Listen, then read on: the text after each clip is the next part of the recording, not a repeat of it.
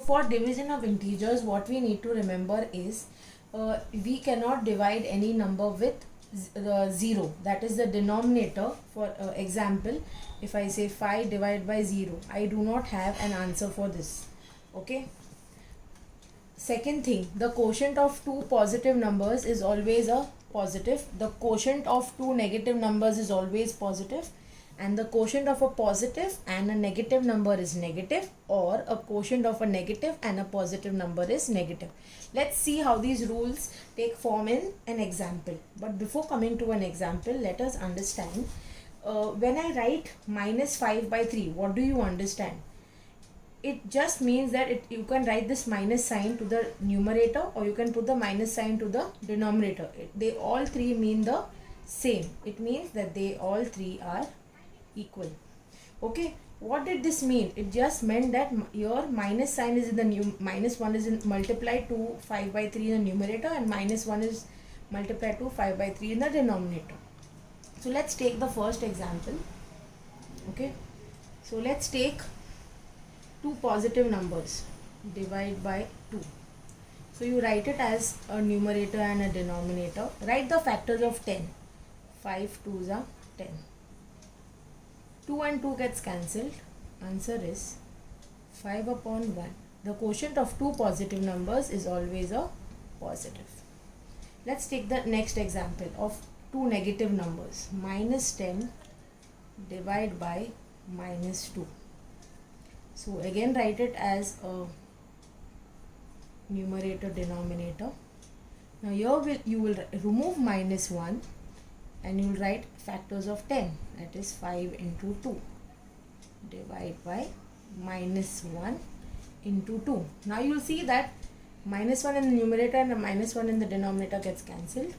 2 and 2 gets cancelled. What I have remaining is 5 upon 1. The quotient of two positive numbers is always positive. Okay. So that proves that if two positive numbers are divided, you get a positive answer. Okay. If two negative numbers also divided, you get a positive answer. Let's see the other two examples. I will erase this for space. So the third example, I'll take plus 15. Okay, I don't need to write this plus, but just for now, divide by negative 3. So write it as a numerator and a denominator.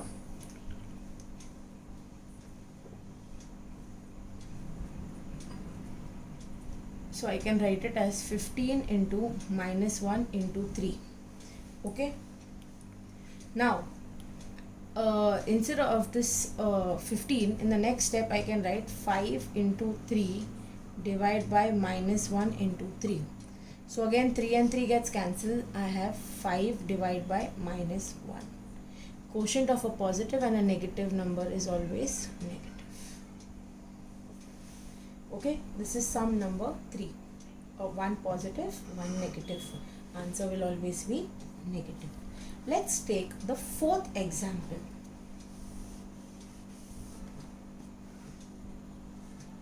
That is, can I write 15 divide by minus 3. So again, if I write 15 divided by minus 3, 5 into 3, the factors of 15, minus 1 separated into 3. Remember minus 1, why we are removing this minus 1, okay? 3 and 3 gets cancelled, and then I have 5 divided by minus 1.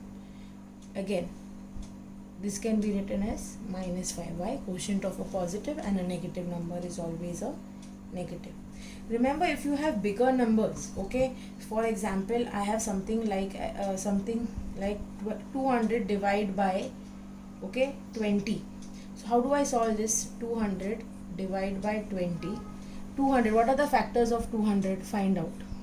Okay, so it is 2 hundreds are, 2 50s are, 2 25s are, 5 5s are, and 5 1s are. So copy the same numbers here. 2 into 2 into 5 into 5. What are the factors of 20? 2 into 2 2s are 4 into 5, 4 5s are 20. Now cancel off what is getting cancelled. What we have, 2 5s are 10. So answer is positive. Now anyways you would 2 5s are, you can use multiplication rules to get the answer.